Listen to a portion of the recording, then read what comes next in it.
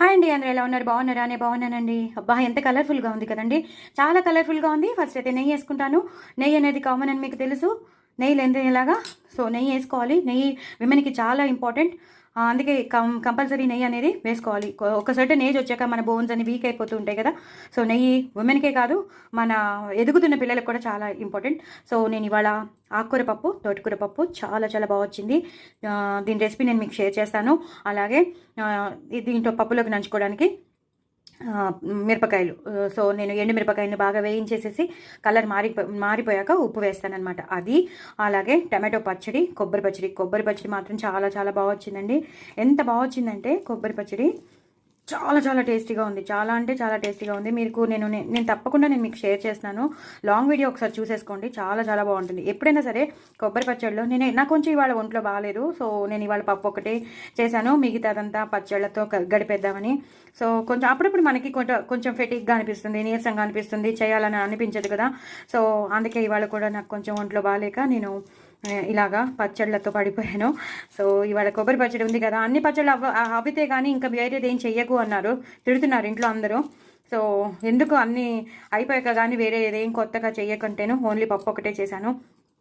ఈ కొబ్బరి పచ్చడిలో ఈ పచ్చిమిరపకాయ, ఇలా ఉన్న పచ్చిమిరపకాయ నంచుకుని తింటే చాలా చాలా బాగుంటుంది. కారం ఉండదండి, నిజంగా చెప్తున్నాను. సో కొబ్బరి పచ్చడి ఇవాళ. టమాటో పచ్చడి మాత్రం చాలా చాలా బాగా వచ్చిందండి. టమాటో పచ్చడి కూడా చేశాను, అదిరిపోయింది. అందుకే ఇన్ని పచ్చళ్ళు ఉండగా ఇంకెందుకు వంట చేసుకుంటావు, ఒక రోజు రెస్ట్ తీసుకోవచ్చు కదా అంటున్నారు. సో పప్పు ఎలాగో ఉంది కదా అని నేను ఇంకా పప్పు ఎలాగో చేసేసాను కదా. సో ఈ పచ్చళ్ళతో ఇవాళ కానిచ్చేద్దాంలే చట్నీస్ లాగా అని. పచ్చడి చాలా చాలా బాగుంటుందండి. టమాటో పచ్చడి ఎక్కువ పచ్చిమిరపకాయలు వేసి చేశాను, చింతపండు వేసి చేశాను. చాలా చాలా పుల్లగా భలే ఉంది. సో దీన్ని కూడా నేను ఈ పచ్చిమిరపకాయతోనే తినేస్తాను, అంత బాగుంటుంది. ఈ రెండు పచ్చళ్ళలోకి పచ్చిమిరపకాయ బాగా సూట్ అవుతుంది. ఇంకా అందుకే మాట. సో మీకు చూపిద్దామని చాలా చాలా టేస్టీ అయిన చట్నీస్ అండి. ఎంత టేస్టీ! ఈ రెండు రెసిపీస్ నేను మీకు షేర్ చేస్తున్నాను కాబట్టి తప్పకుండా చూడండి, చేసుకోండి, ఎంజాయ్ చేయండి. పప్పు అయితే అదిరిపోయింది.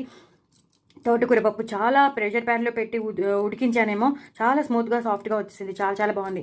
చక్కగా మిర్చిని నంచేసుకుంటాను, ఈ ఎండు మిరపకాయలని నంచేసుకుంటాను. ఇవేమో దీంట్లో, ఈ పచ్చిమిర్చి ఏమో దీంట్లో నంచేసుకుంటాను. చాలా చాలా టేస్టీ అయిన రెసిపీస్. నా ఛానల్ని మాత్రం సబ్స్క్రైబ్ చేసుకోండి, సపోర్ట్ చేయండి. ఇంకో నలుగురికి షేర్ చేయండి ప్లీజ్ ప్లీజ్ ప్లీజ్. మీరు నా ఫ్రెండ్స్, నా ఫ్యామిలీ మెంబర్స్ కాబట్టి నేను అడుగుతున్నాను. నా ఛానల్ని నలుగురికి షేర్ చేసి ప్రమోట్ చేయండి. కొత్త వాళ్ళు ఎవరైనా ఉంటే వాళ్ళు ప్లీజ్ సబ్స్క్రైబ్ చేసుకొని చూడండి. చాలామంది సబ్స్క్రైబ్ చేసుకొని చూడట్లేదు, ప్లీజ్ సబ్స్క్రైబ్ చేసుకొని చూడండి. నా ఛానల్ మాత్రం నిలబెట్టండి, శ్రీవల్లి టాకీస్ని. ఓకేనా? నేను ఇన్స్టాగ్రామ్లో పాటలు పాడుతున్నాను, అవి కూడా ఫాలో అవ్వండి. చాలా చాలా టేస్టీ అయిన పచ్చళ్ళు అందరివి. ఈ 3 రెసిపీస్వి నేను తప్పకుండా మీకు షేర్ చేస్తాను కాబట్టి తప్పకుండా చూడండి, చేసుకోండి, ఎంజాయ్ చేయండి. నా కామెంట్ బాక్స్లో పెట్టండి. అంతే, నేను ఇంకేం కోరుకోవట్లేదు. తప్పకుండా సబ్స్క్రైబ్ చేసుకుని అన్ని వీడియోస్ చూసి ఎంజాయ్ చేయండి. బాయ్ అండి.